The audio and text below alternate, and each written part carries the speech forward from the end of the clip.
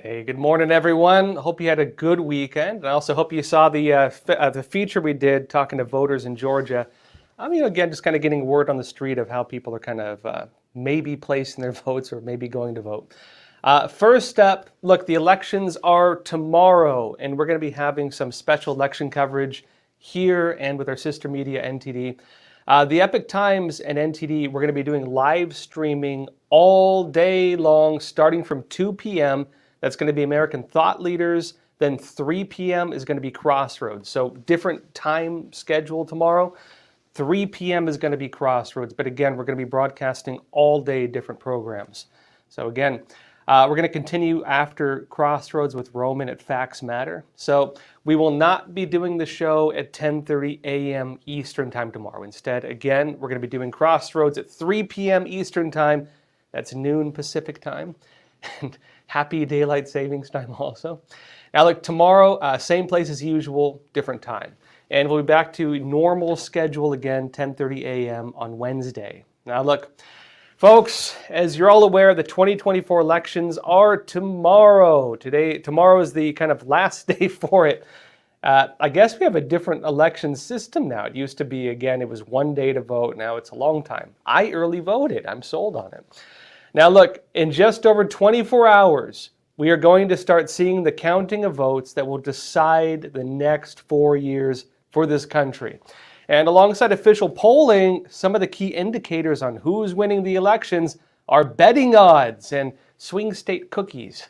Now, in today's episode, I want to have a look at where the bets are going between former President Donald Trump and Vice President Kamala Harris. And I also want to go into the cookie polls. That's right, those of you not in the U.S. may know that cookies oftentimes show who may win the 2024 elections or elections every year. Now, first off, let me show you what the betting odds are saying for the 2020 elections. This is where things are at right now. Now, look, the bets at the time were in, when President Biden was running for office. Back 4 years ago, it was more in his favor. Again, they were showing that, right? And given that Biden ended up being named the winner back in 2020, well, look, the betting polls ended up being mostly accurate, suggesting again that the betting polls are, relatively accurate in who's going to win. Now, at the time back in 2020, Biden was averaging around 63 or 64% in terms of the bets, right? Trump was averaging just around 35% 4 years ago. So look, if you're just going by who people were betting were going to win, it was leaning towards Biden 4 years ago. But things are actually different now. Look, that brings us to where we're at right now today. This time around, at least, as of Saturday night, and I went a little further back than today because, bets change last minute because people try to swing them and so on. Really, this, I think, shows where people were placing their bets leading up to it. And so Saturday night, Trump is winning, at least again on the betting odds, right? Trump is averaging around 56%. Harris is averaging around 42%. Now, again, that's a closer margin than in 2020. But it is leaning in Trump's favor right now. You could say it's still kind of close. It's a good margin, but it's still kind of close. Now, that's where people are putting their money, right? That's where people are kind of putting their personal interest aside from just the election. But we also have other forms of debatably more accurate polling suggesting who's going to win the elections. That is cookies. Now, again, those of you not in the U.S., hear me out. Now, why are cookie polls taken seriously? Why do we talk about who's buying cookies and why people buying cookies is going to, again, maybe determine the outcome of the elections? The reason that this is taken seriously is because the cookie polls tend to be done in swing areas of swing states. Basically, here's what happens. Bakeries come out, and there's some that do it every 4 years. Bakeries come out in these areas and they make cookies for the major candidates.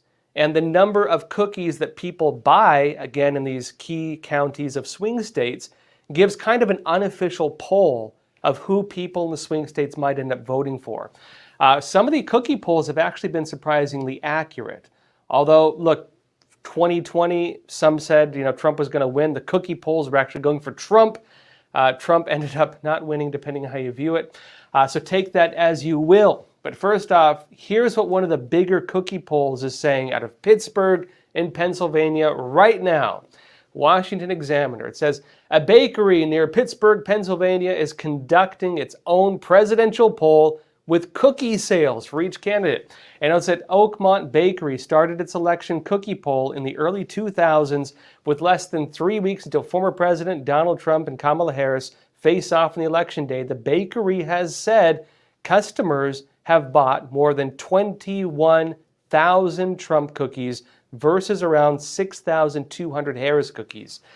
So Trump is massively leading the cookie polls. Again, by a good margin, right?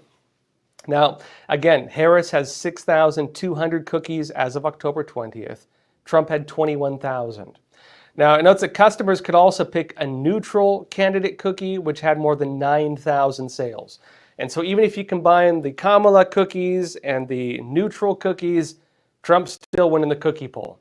Now, look, this is a long-time tradition, it says, for that bakery, which sold more Trump cookies in 2020 and 2016 than his opponents at the time, Joe Biden and Hillary Clinton. And in 2012, the Mitt Romney cookies beat out Barack Obama. So you could say the 2012 ones weren't really accurate. Mitt Romney did not win that election.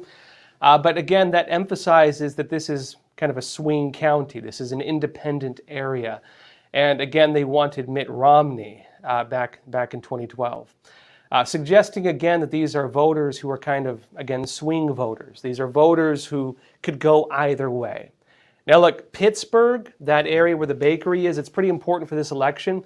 It has been seeing more political TV ads, Pittsburgh, than anywhere else in the country. You know, just emphasizing how much focus both candidates are putting on Pittsburgh.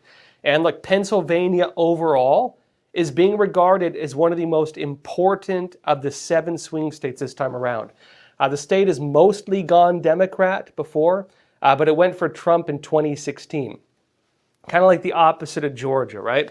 Georgia was voting Republican since like 1992 or something like that, but they went for Biden last time. Pennsylvania is kind of the opposite, mostly Democrat, went for Trump in 2016. So how about the other swing state bakeries? Well, let me show you what's happening out of Minnesota. Another cookie poll. This is from one of the local media on October 30th.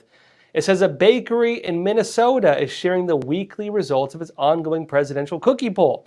The red, white, and blue sugar cookies at Hansen's Bakery and coffee in Red Wing feature buttercream frosting, as well as one of 2 names, Trump or Harris. It notes that as of Monday, again October 30th, former President Donald Trump was at 6,743 cookies sold to Vice President Kamala Harris's 3,385 cookies, according to Week 12 results that the bakery posted on TikTok. So depending on which poll you're going by, Trump is leading by double margins in cookies, right? The cookie polls out of Minnesota and Pennsylvania, they tend to be the ones people focus on, on the cookie poll front. Again, cookie polls are not absolute by any means. They're right. They've often been right, but not all the time. And they do work as indicators, which is why people take them seriously, right? They show indications of which way the swing states are going. That's why they're taken seriously.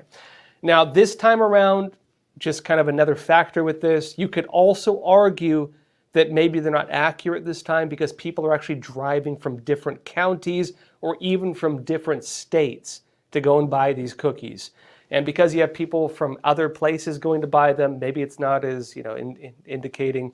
It doesn't indicate as well maybe what the local voters are going for. Take it as you will again.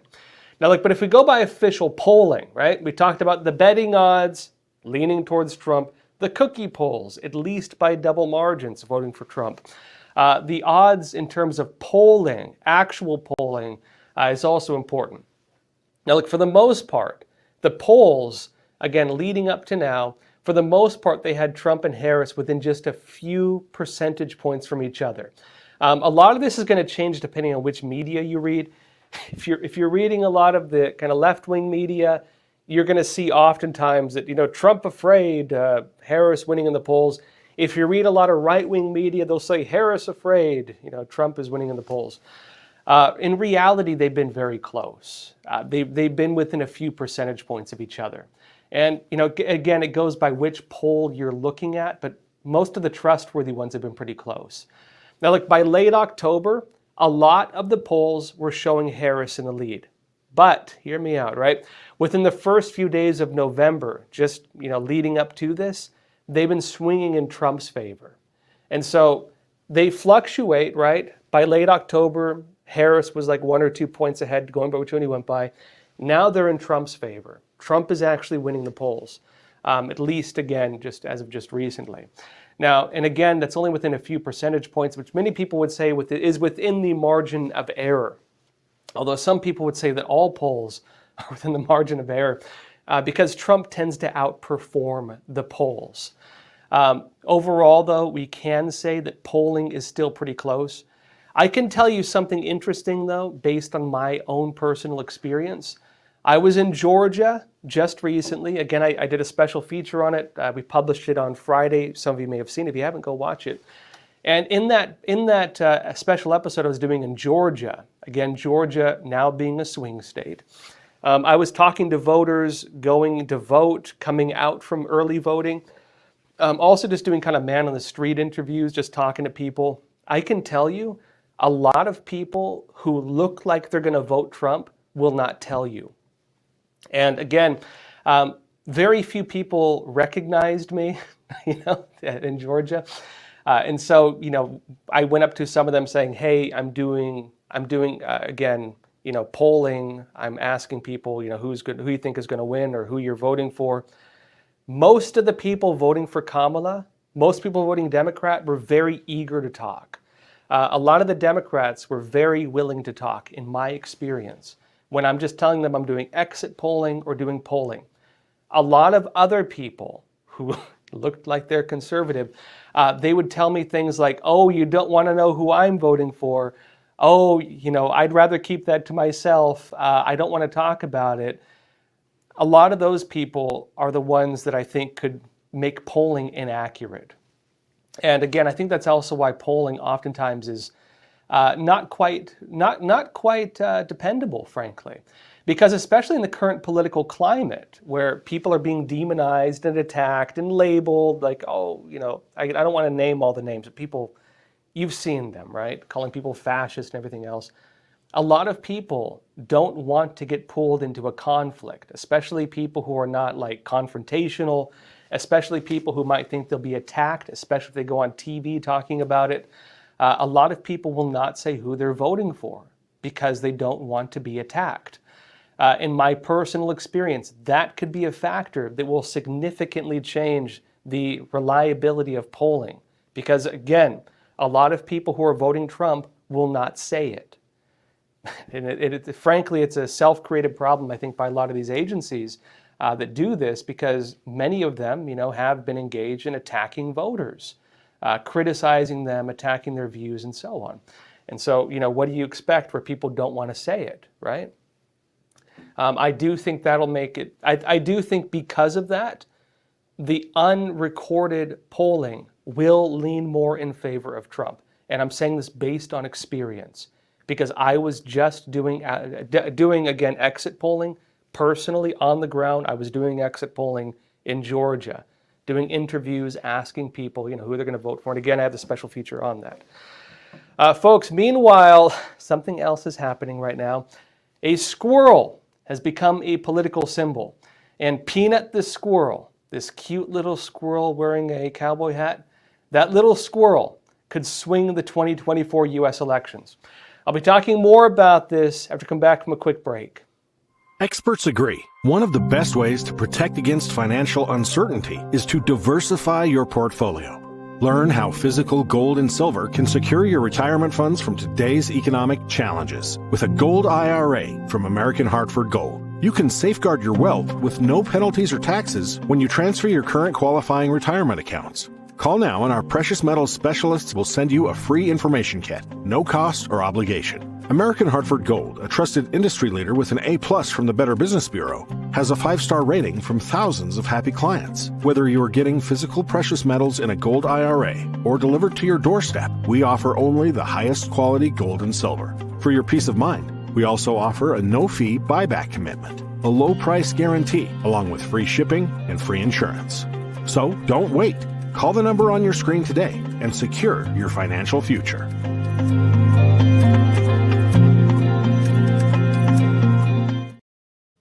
Hey, welcome back. Folks, a squirrel has become a political focus in the United States and could actually impact possibly the outcome of the elections. That's right, a squirrel. Now, folks, let me show you first the squirrel in question. This is Peanut the squirrel. That friendly little guy could actually determine the outcome of our elections. That little squirrel could swing undecided voters, especially probably the younger voters. Basically, here's what happened, okay? A squirrel named Peanut became an internet celebrity. Here's what happened. A man going about his day found a mother squirrel that had been killed by a car, hit by a car, and there was a little baby orphaned squirrel there. That man raised that squirrel. He posted videos of it online, and that little squirrel became an internet celebrity. And then what happened? Well, New York State determined the squirrel was illegal. It was an illegal squirrel. State officials sent a squad of officers and agencies to seize Peanut the squirrel from its home. And then they had Peanut killed, euthanized by the state. Also, they killed the raccoon. They killed the guy's raccoon as well. That was Fred the raccoon, who was also a rescue animal. Both animals, the squirrel and the raccoon, were euthanized by the New York Department of Environmental Conservation. Let me show what ABC says on it. ABC News said this on the case. They say the State Department of Environmental Conservation took the animals Wednesday from Longo's home, it's the owner, an animal sanctuary in rural Pine City near the Pennsylvania border. The agency said it had gotten complaints that wildlife was being kept illegally and potentially unsafely in a sanctuary, right? State law requires, it says, people to get a license if they wish to own a wild animal. Longo has said that he was working to get Peanut, also known as Peanut or Peanut, depending on how you spell it, certified as an educational animal. He was in the process of doing it. The DEC and the Chemung County Health Department said Friday that the squirrel and raccoon were euthanized so they'd be tested for rabies after Peanut bit someone involved in the investigation. Folks, Peanut went down fighting, and they killed Fred for some reason too. Now, notice that Longo said Saturday that he didn't see Peanut bite anybody during what he described as an hours-long, heavy-handed search. The authorities haven't spoken with him since they left the property, he said, and he added, quote, honestly, this still kind of feels surreal that the state that I live in actually targeted me and took two of the most beloved animals on this planet away, didn't even quarantine them. They took them from my house and just killed them, he said. Now, folks, here's a question for you all. How many government agencies does it take to kill a squirrel? If you guessed 7, you were right. 7 government agencies were involved in the raid of this home and the killing of a squirrel and a raccoon. 7 agencies. And on that note, too, again, Longo said that he did not see them bite the agents. The agents claim again that the squirrel bit one of them, and they needed to test him for rabies. I don't know why they killed the raccoon as well, but they did.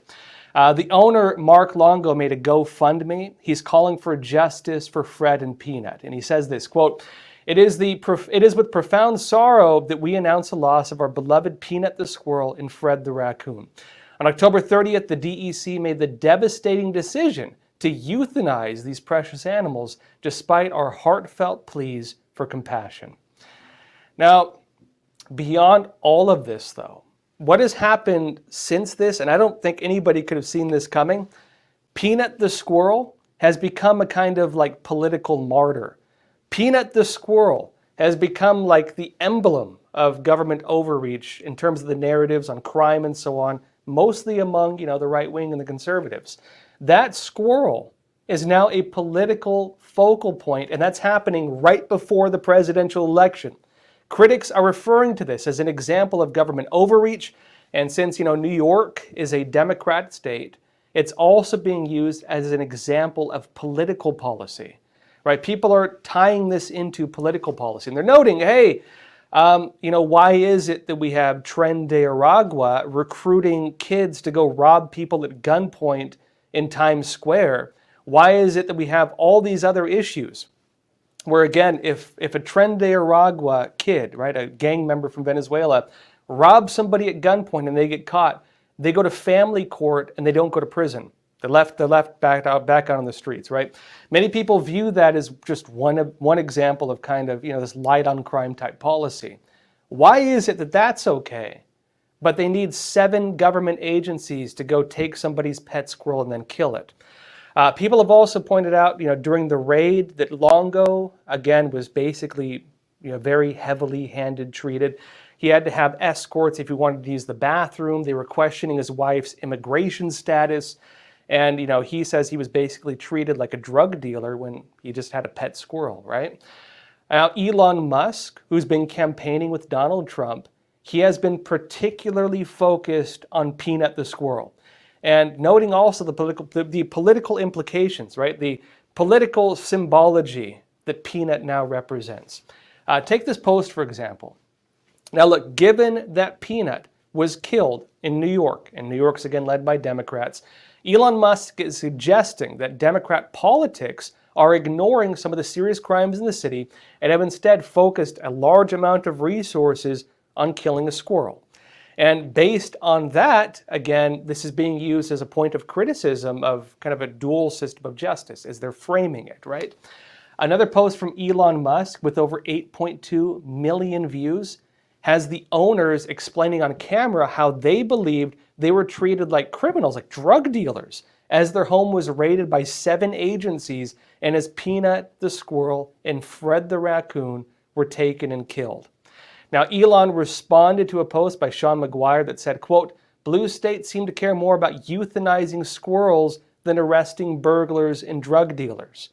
And there's been a long list of similar posts like this. I won't go over all of them.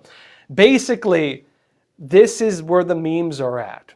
Basically, they're connecting the case with what are viewed as light on crime policies, and they're questioning how killing a squirrel was deemed more important than the forms of serious crime we're watching, especially in New York. Musk also posted an illustration with a Jedi squirrel, and that Jedi squirrel picture had over 18.8 million views by November 2nd, and it stated, in a reference to Obi-Wan Kenobi from Star Wars, quote, "If you strike me down, I will become more powerful than you could possibly imagine." And he attributed that to Obi Peanut Kenobi. Now look, it hasn't just been Elon Musk either. Actually, a lot of the conservative influencers on X, they were also posting about Peanut. Peanut has become like the flag, the standard bearer as they're going into the elections on November 5th. And they're also pointing to similar issues with crime policy, right? The memes, the images, the funny pictures and so on are making rounds on this as well. If you've been looking at X or any site that has memes, you've probably seen pictures of squirrels wearing little MAGA hats who are carrying guns and so on like that, right? It's about on par in terms of the meme reaction to this is the whole, they're eating the cats meme. A lot of the posts have millions upon millions of views. Like, this is crazy viral. This little squirrel, again, has died a martyr. And it's very, very possible also that our election could be influenced by a squirrel in a cowboy hat. Now, folks, with that said, the 2024 presidential elections are coming up fast, and actually several states are preparing for potential civil unrest. And there's also possible issues tomorrow when people actually go to officially cast their votes. I'll be talking more about what's happening and what is being expected only on EpochTV.com. So if you're joining me on YouTube, Facebook, X, Rumble, now's the time to click on that link in the description below or in the live chat and join us for the rest of this episode and the live Q&A on EpochTV.com. And just a reminder also, the elections are tomorrow, right? November 5th. I'm going to be doing a special, again, coverage on this, Epoch Times overall. Epoch Times and our sister media, NTD, will be doing live streaming all day, starting from 2 p.m. with American thought leaders, 3 p.m. with us here at Crossroads, and then continuing to Roman with Facts Matter. We will not be doing the show at 10:30 a.m. Eastern Time tomorrow. Instead, Crossroads is going to be at 3 p.m. So not 10:30, 3. So join me at 3 p.m. For those of you on Pacific Time, that's noon, right? 12 p.m. Same place as usual, different time. We will be back on our normal schedule again, 10:30 a.m. on Wednesday. All right, folks, we're going to jump right now, so make sure you're clicking on that link, and I will see you on epochtv.com.